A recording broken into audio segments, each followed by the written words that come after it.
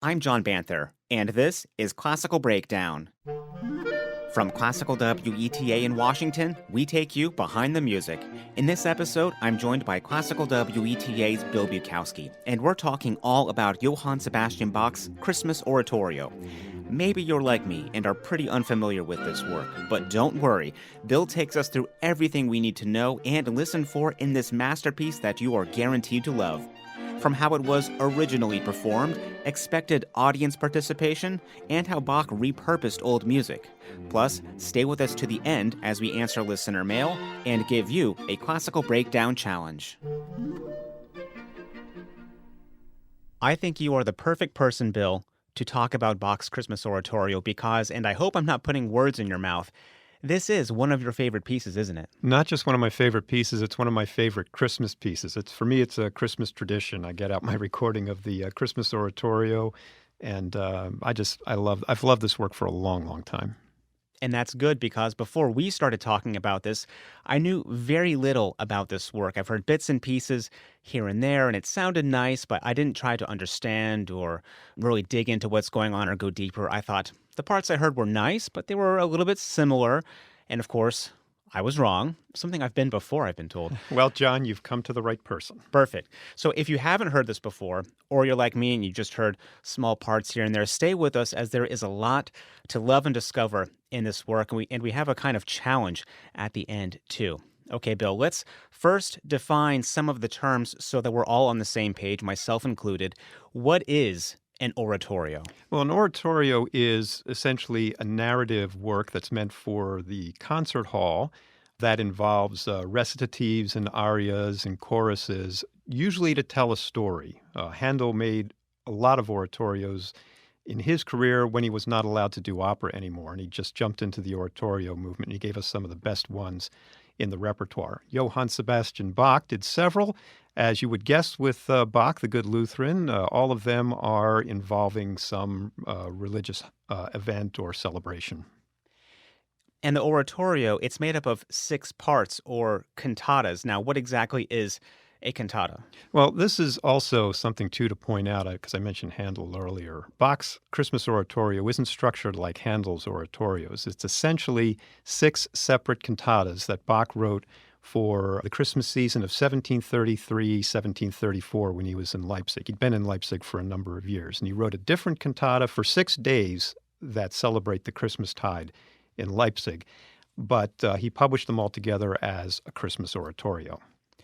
And a cantata, it can be those things you described, but it can also be secular as well, right? There's secular cantatas? Yes, and Bach himself wrote several secular cantatas as well as the religious cantatas. That was his stock in trade, having to come up with a new one for every Sunday service in the Leipzig churches when he was the cantor there. And it's the same thing as I mentioned with an oratorio. It's a collection of choruses, arias, recitatives, in some sense to tell a story in many instances with cantatas that have been written. Cantata profana, Carmina Burana is a good example.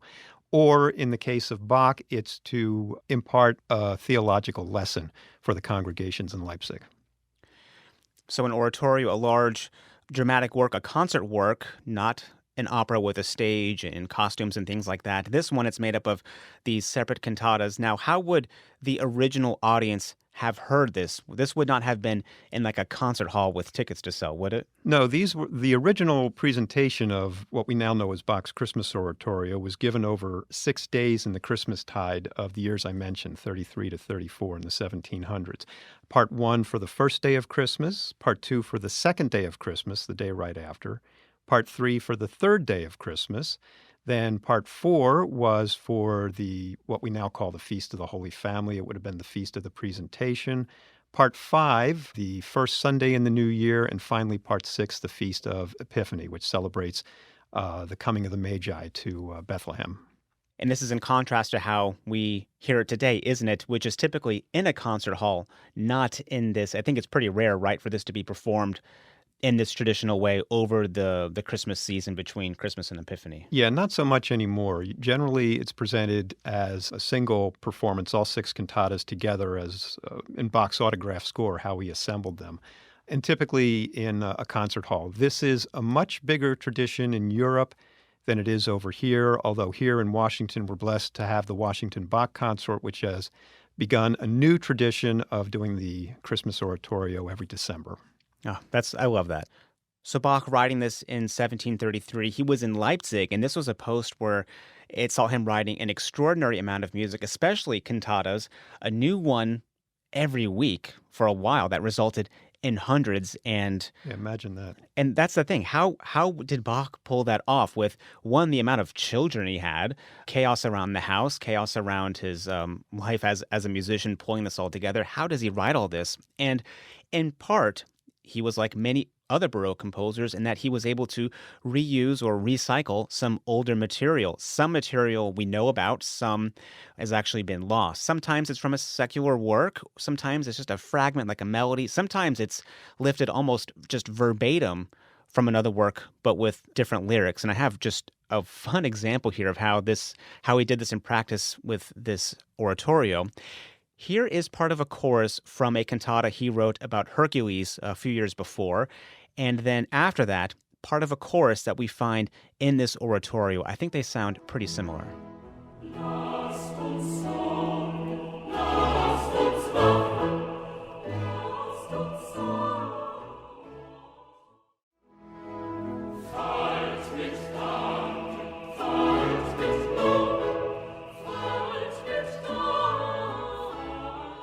Sounds pretty similar, doesn't it? Almost exactly similar, except for the words that they're singing.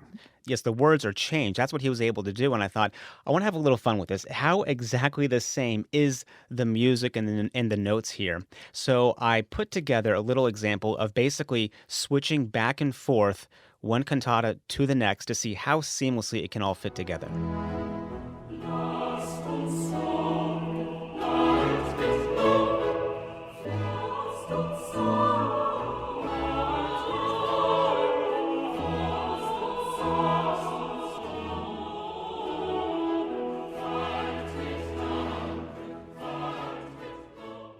Now, if you have keen ears or if you speak German, your eye might be twitching a little bit with that. But that's pretty remarkable, isn't it?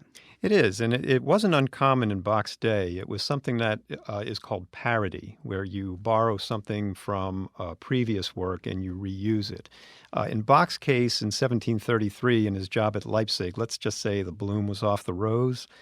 He'd been there for a number of years, and he was not entirely satisfied with working conditions. They weren't entirely satisfied with him. He had a big family to provide for. He was a very busy man, very industrious. So when it came time to writing new music, he would do the parody. He would take something that he had written years before, in this case, secular cantatas when he was working for the Elector of Saxony years before, and repurposing it for a sacred cantata for the oratorio. I mean, they always say, right, work smarter, not harder. Right, exactly. So we'll get into the music now to describe and really kind of define some of the things we mentioned before, like choruses, recitative, and aria. And I know you have some great highlights and moments for us to listen for in the oratorio. We can use part one, the first cantata, to show some of the anatomy, the things that you mentioned, the things that make up the cantata, as we learn some of these new terms. But before we get to that, real quick, Bill, tell us a little bit about this first cantata, when this would have been performed in the Christmas season, or any other details we should know. This particular one, part one, is for the first day of Christmas, which is Christmas Day. And this would have been presented in the Leipzig churches and for the various different services that Bach had this in mind for. So what we're hearing in the very beginning of this is, you would expect on Christmas morning, a celebratory thing, celebrating the birth of Jesus. There's lots of percussion and lots of brass instruments, and just this genuine sense of joy that you feel right from the very beginning in the opening remarkable chorus. And that chorus that opens the cantata, I love all those things you're talking about because it sounds so joyous and uplifting, and it really sets the scene, I think, almost like an overture can. You know, we're hearing the text, what this is about, and the style of music and everything. It's a brilliant opening. Then we get to something you mentioned before, a recitative. Now, to just quickly define this, a recitative, this is when a singer is giving dialogue, and while the rhythms mimic speech, they're actually, of course, still singing the notes, and the accompaniment typically stops while an instrument like a lute or harpsichord, and here too, I believe, accompanied with a cello, they're just outlining some chords, giving some punctuation to the dialogue of the singer. It's a very free moment for the soloist. And this first one, it is for a character, the evangelist. Now, what's the purpose of this character, and are there any more that we'll hear? The evangelist is something that's common to an oratorio that's drawn from a sacred source. For example, if you're familiar with the Bach Passions, the St. Matthew Passion, the St. John Passion, usually the tenor voice is the evangelist. He's providing the narration of the story that Bach is about to relate in his oratorio, and in this, beginning here with this opening cantata. So that's the role of the evangelist. Occasionally a recitative will be from one of the other solo voices, and usually that's more of a prayer or a reflection on what's happening. And I think you can hear the difference. For instance, that one with the evangelist, it goes right into a recitative for an alto voice, a soloist. And it's all those same things, delivering dialogue, rhythmic like speech, but singing. But the accompaniment, it changes a little bit here in that it's a little more filled out and flowing. And I think it fits in how you describe it. It's more prayer-like compared to the maybe more authoritative speech of the evangelist. Right. And Bach will also add little instrumental touches, too, that will sort of limn or underline whatever the singer is singing about. Okay. That recitative for the alto goes into an aria. Now, this is kind of what you expect, right? This is a proper solo for the singer. They're not giving dialogue. There's not a duet. This is just the singer with the orchestra. Right. It's an aria, like an aria in an opera or an aria in a cantata or in another oratorio, yes. Now, then in this, we get to a chorale, and this is an interesting part that I think really needs context for us today. We started with a chorus. Now we have something called a chorale. What's the difference? Well, if I can use an illustration, you're familiar with a holiday tradition in some places called a sing-along Messiah, right, where the concert attendees come and pick up a copy of the libretto, and when it comes time for the chorales or the choruses, they get up and sing along. Think of Handel's Messiah, For Unto Us a Child is Born, or the great Hallelujah chorus. For Bach and his sacred cantatas each and every Sunday, they were pretty much designed to be sing-along works. A chorale was where Bach would have what was at that time a very well-known Lutheran hymn to the congregants at the church, and that would be their opportunity to sing. So the chorales that you're going to hear throughout the Christmas Oratorio are usually based on an old Lutheran hymn that can be heard in any kind of Sunday service or what have you. So that's the purpose and the difference between a chorale and a chorus. The chorale is the opportunity for the congregants to participate in the music making. This one is also an important part of the first cantata. This is a pretty important chorale. Well, this is to me one of the most striking elements of the first cantata. The first time I heard it, it kind of set me back a little bit because the first chorale that we hear is the famous Passion chorale that you hear in the St. Matthew Passion, or that people will hear in Lenten services. And it sounded kind of jarring for me to hear something that I would normally hear at Easter in a Christmas event. But then again, it's Bach also reminding us, as he will throughout this oratorio, why Jesus was born, why Christ was born. It was because of his passion and death, which he brings redemption to the world. And that's what that opening chorale in the Part 1 reminds us of. So we've learned about choruses, recitative, the difference with a chorale, the aria. And he also combines these as well. This is another great moment in the first cantata to listen for, where there's a chorale, and then there's also a recitative for a bass singer, almost like a call and response. Does this kind of aspect, is he adding dramaticism this way in the oratorio? Yeah, it's a way of adding a certain amount of drama and also getting different textures with different voices, soprano, alto, tenor, bass. And sometimes they hand off with one another, and sometimes they're in dialogue. In both cases, it follows whatever the evangelist just said, part of the narrative as we're following it along. And in other parts, it also sort of heightens the drama a little bit. And then we get a wonderful aria in the bass, and it closes up with another chorale, very similar to the opening that we heard. This just kind of wraps up the cantata, doesn't it? Right, and all of this is designed to be celebratory too. It's a sacred cantata that's part of Bach's Christmas Oratorio, a sacred oratorio, if you will. But its original purpose was for a Christmas Day service, and that's how it proceeds, and that's how it progresses. Now we get to part two, the second cantata. Tell us about this one, when this would have been performed, and what we need to know. This would have been performed on the second day of Christmas, which in this particular cantata, part two basically focuses on the angel's annunciation to the shepherds. And this also is one of my favorite passages in the Christmas Oratorio. It's the Sinfonia. It's a pastoral, which is an old Baroque and even pre-Baroque form of music that was designed to sort of set the scene. In this case, there were shepherds in the fields abiding by their flocks at night, keeping watch. And that's what this particular pastoral sinfonia does. It's a breath, a chance to breathe for about 3 or 4 minutes before we get on with the oratorio. And it's an absolutely beautiful piece of music.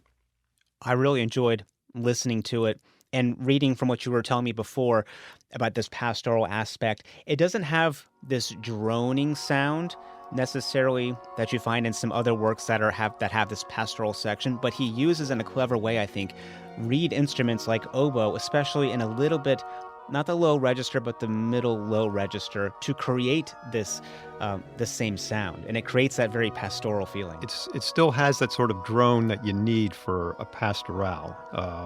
Handel did it very famously in Messiah with the Pifa. Again, right before the Annunciation to the shepherds. And it's, like I said, it's a tradition that you hear in a lot of Christmas music from Baroque composers. But this, I think, from Bach is maybe the best. A beautiful one in the second cantata. What's another moment here from the second one we can listen for? Well, the other thing, too, we were talking about chorales, which, again, is a well-known Lutheran tune. And this is also one of my favorites. The first chorale in part two, which is when the angel appears to the shepherds. And again, Bach using a Lutheran tune. And I think with sort of a wink and a nod from Papa Bach, the tune is Break Forth, O Beauteous Heavenly Light, which is appropriate for angels appearing to the shepherds at night. And as the angel is speaking to the shepherds, I think it's the following recitative, right? The voice that is delivering the recitative, the accompaniment is a little bit different. We talked about the differences you can find in these recitatives. This one, it's got the strings along with it, right, and yeah. It's very angelic. Right. What Bach does is something that he did in his St. Matthew Passion, where every time Jesus speaks or sings, there's a halo of strings around him. In this case, when the angel says, "Fear not, for behold, I bring you tidings of great joy," there's a halo of strings around the angel's voice as well. It's beautiful. Two beautiful moments to listen for in the second cantata. Going into the third, when would this one have been performed, and what else can we expect? The third cantata for the third day of Christmas, that's December 27th, and this continues the oratorio story where the angel has appeared and left the shepherds, and now the shepherds go to the stable to see this which has come to pass. And in the second chorus, where the shepherds are saying, "Let us go and see," the music displays kind of an excitement with nervous energy and scurrying strings, because the shepherds are very, very excited about what they've heard and seen. They want to go into town, into Bethlehem, to find the baby Jesus. I loved so much listening to this part when you told me to listen for it, because up until this point, the music is, it's beautiful, it's all these things we've been describing, but virtuosic would not be in the vocabulary I would use. But with this took, musicians, professional musicians can sight read very, very well, and you could sight read this, but they would have been practicing this part, pretty well before the performance. And it's one of those moments where it does elevate the difficulty for the musicians, who must have been tired as well, having to play this, not just every day so far, the 25th, the 26th, the 27th, but also at both churches most days in Leipzig. Right, exactly. And I keep drawing comparisons to Handel's Messiah because that's one that everybody is so familiar with.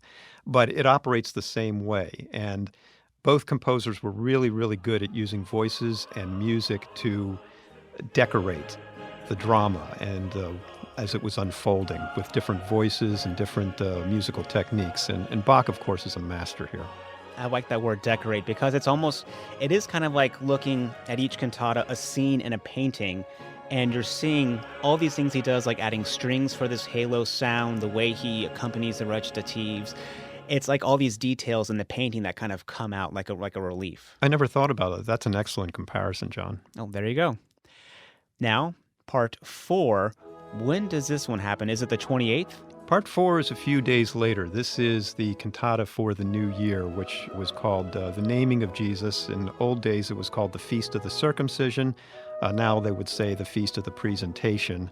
And this is also a very wonderful part in the oratorio, and it's got one of my favorite parts, I think, in the entire oratorio. There's a number of, as we were talking about, there's a number of really wonderful duets throughout this oratorio, but my favorite is the one here in part 4. It's the fourth aria for soprano and echo soprano. It's the famous echo duet, where the echo voice is sort of off stage, answering a series of questions, either no or yes. Does thy name instill the tiniest bit of terror? 9, no. You hear the echo voice. Shall I fear death? And again, the echo voice comes 9, no. Shall I rejoice? Yeah, yes. It's just a magical effect. And it's also with an oboe off stage, too. Right, the oboe sort of introduces the echo soprano part, yes. And when I first listened to this little excerpt, I mean, blown away about how beautiful a moment it is and how dramatic it is with this call and response and these answers of yes and no. But also, I can tell you, as a musician, this striking effect is not easy. This is very difficult for musicians. I've played many antiphonal works in cathedrals, like when you have a brass choir at the very back in a different balcony. You're separated, so you surround the audience with sound. Sometimes you're well over 100, maybe even 200 feet away in huge cathedrals from the stage, from the conductor. What makes it so difficult is you cannot go by anything you're hearing when you're performing. So when you're hearing this being played with this echo, they are not really able to listen and go off of each other. Because if you do, with the delay of sound, you will be late. And the last thing you want to be told when you're playing an offstage part is, you're late, you're dragging, you're late. You don't want to hear that. So you have to play ahead of what you're kind of assuming, and you're almost you're looking ahead of the conductor as well. Sometimes you get a TV feed that you can use, but it's difficult. What makes this even more difficult is that all these answers and responses, they're short.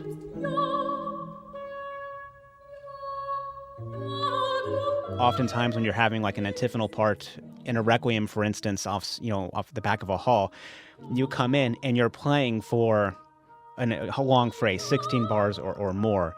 Here, it's just yes, no, going from oboe to singer, and that's difficult to pull off. Yeah, and it's one thing to do that in a recording studio, but just imagine hearing this being performed live. And this is the moment from what you've described, and when I heard this, that made me think, well, now I really have to see this in person. I can just imagine seeing an ensemble like the Washington Bach Consort playing this and hearing just the sound all around you. Now, that brings us to part 5. Okay, part 5. Now, part 4, again, that was the cantata for New Year's Day. Part 5 is for the first Sunday after Christmas. And now we're getting close to Epiphany, the Feast of the Epiphany, which was the journey of the Magi following the star to Bethlehem. So that's where part 5 comes in, the journey of the Magi. And again, you're hearing the hurrying, scurrying music in the opening chorus. Era sei dir Gott gesungen. Let thy story be sung, O God. Of course, they sing it a lot faster than I'm saying it in my kind of clipped German.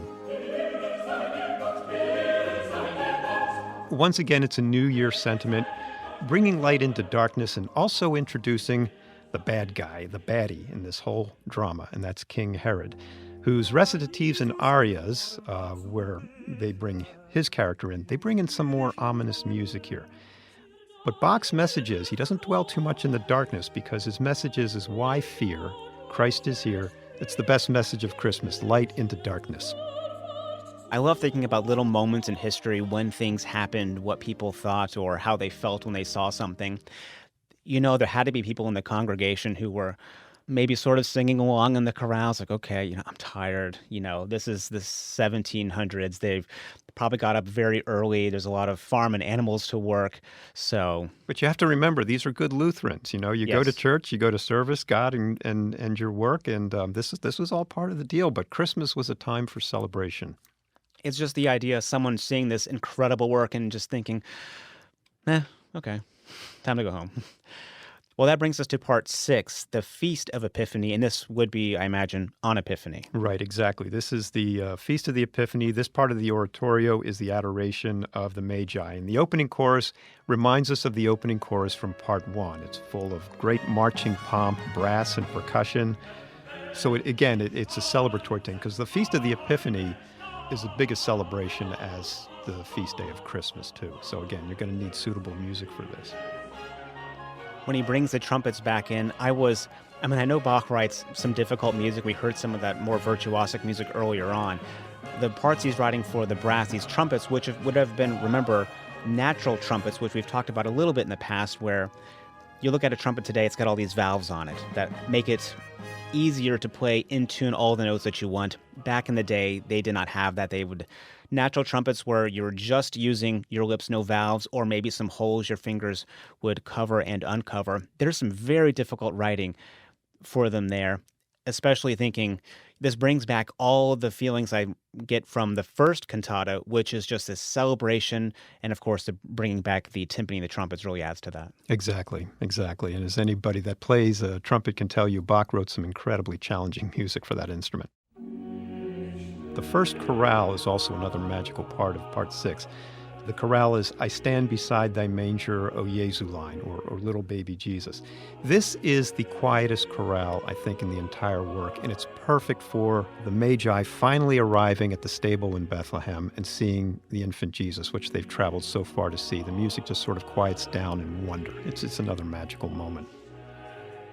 And as you're describing that, I'm also kind of thinking, it's the different ways of celebrating. Thinking now, well, the Hallelujah chorus, just to compare to something that people really know, this huge, magnificent, loud, uplifting, larger-than-life moment, juxtaposed to this moment where they're standing in front of the baby. They're in person, and they're quiet. It's more introspective. It's the awe of not knowing what to say. Almost. Right, yeah. I think it was W.B. Yeats in the poem, The Awesome Wonder of the Bestial Floor, which is another example of that. A beautiful moment, and taking us into one of the last, if not the last, recitative, where this is a little bit different, right, than what we've heard before. This is a magical recitative. Christ overcomes fear, the pains of hell, the fear of death. And in this last recitative, he brings all 4 soloists coming in to remind us that he's already with us and that he's here with us. And the last chorale in the work, once again, alludes to the Passion Chorale that we heard in part 1. He brings that back in. Because, again, he's reminding us that, Christmas isn't just the celebration of a birth. It's why Christ came onto earth. It's being born because it was by his passion and cross that he redeems us. Mm-hmm. And that's, Bach, the very religious Bach, getting back to the real message of Christmas. Bringing it full circle. Right. So these 6 cantatas, they make up the oratorio. We've learned a lot about things like recitatives, chorus, chorale, arias, and more that all fit within all of these cantatas. We've heard some great moments here, Bill, of all the things that we need to listen for. So thank you so much for that. A question I have is, today this is a concert piece performed all at once, rarely over the 12 days of the Christmas season here. Do you think Bach was aware that this might be possible in the future, that this would all be played at once? Somehow I think so, and I think the reason for that is that while these were 6 separate cantatas written for 6 separate feast days in that particular celebration of Christmas in Leipzig, the autograph score has all of them together under the title Weihnachtsoratorium, or Christmas Oratorio. So there's a part of me that thinks that that's what Bach really wanted it to do. He has an Easter Oratorio, an Ascension Oratorio, he's got the 2 Passions, and now he's got an oratorio for the other great Christian feast celebration, the Feast of Christmas. So I like to think that maybe he would. And I also want to mention, too, because we were talking about the Washington Bach Consort and their tradition of bringing the Christmas Oratorio to Washingtonians. It was actually supposed to debut last year, and last year we were in lockdown and people weren't performing. So what the consort did, and I thought this was ingenious, is they presented each cantata virtually on the different feast days of the Christmastide. Now, that is something Bach could have never predicted, but I'm sure would have loved I think nonetheless. so too, yes. Absolutely. So the classical breakdown challenge or homework assignment, there's no grades, so don't worry. But the challenge is listen to this Christmas oratorio either in 6 parts over 6 days, because each cantata, they're only like 20 to 25 minutes, sometimes 30 minutes long. Right. The whole oratorio performance will take about 3 hours, which actually is about the same amount of time that it would take for a performance of Handel's Messiah, which, of course, is a holiday tradition in Washington and pretty much everywhere else, too. So we already have the stamina for it. But you can listen to it in bite-sized chunks, or take that challenge, listen to the whole thing at once, maybe with a snack break. And if you do, please let us know how it went, what you learned, good or bad, maybe something else that you discovered in this piece that you love that we didn't mention. You can email us at classicalbreakdown@weta.org. And if you're listening to this before Christmas, I believe we're going to air the entire oratorio on Christmas Day at 9 p.m. on Classical WETA. Is that right? Actually, this year, John, we have 2 presentations of the Christmas Oratorio. One, if I may do a little self-promotion here, will be on Sunday night, December 19th. We're going to be playing a new recording of the Christmas Oratorio, Jordi Savall and La Capella Real de Catalunya and Le Concert de Nation. And as always, here on Classical WETA, on Christmas night, 9 p.m., we also present the complete Christmas Oratorio. So you have 2 opportunities this year to hear it. 2 opportunities, and we'll also put some links on the show notes page. And now it's time for a listener question, actually, Bill. Barbara wrote in and asked, Vivaldi wrote over 200 violin concertos, but how come later and other prolific composers like Beethoven and Tchaikovsky, why do they only write 1 violin concerto?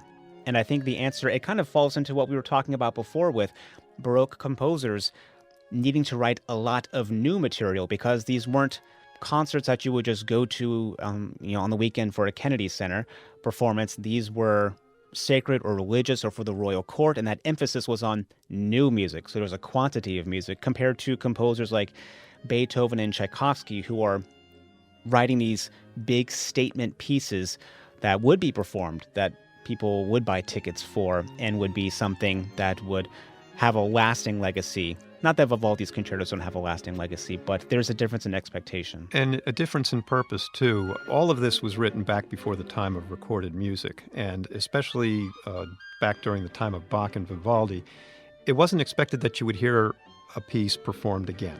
Right. Or, for example, somebody wanted to commission 6 concertos for flute from Antonio Vivaldi, the Opus 10 flute concertos. So he wrote them 6 concertos. The other thing, too, is that it was a lot simpler back then to gather together a number of musicians, small musicians in a chamber ensemble, to perform these concertos together. By the time of the Romantics, we'll call them, Beethoven and Brahms and Tchaikovsky, music making had sort of moved from parlors and homes into concert halls, and they were much grander affairs. Mm-hmm. The relation, too, between the soloist in the concerto and the ensemble musicians had shifted, too. It was almost like a competition between the soloist and the orchestra, rather than concerto as in concert performing together, sounding together. Right, because they're also writing for, oftentimes, superstars on their instruments. Right, yeah. So there was definitely more of a show element in Beethoven's time that there wasn't quite back in the time of Vivaldi and Bach. So in Bill Bukowski's house in 1725, we wouldn't dare hear the same concerto twice, would we? No, of course not. You have to No. come up with something new. You got to keep the public interested, something new. What else have you got? Okay, that was great. That was last week. What do you got for me this week? Yes, but I can listen to Tchaikovsky every week. Exactly. Well, thank you so much, Bill. Very enlightening here, learning all about the Christmas Oratorio. I feel like I'm just scratching the surface, and I'll take the challenge, and I think we're just going to, for myself at least, discover more and more about this. Well, and I will say too, John, for you, there will be a quiz. Oh gosh, oh no. Thank you. Thank you, John. It's been fun.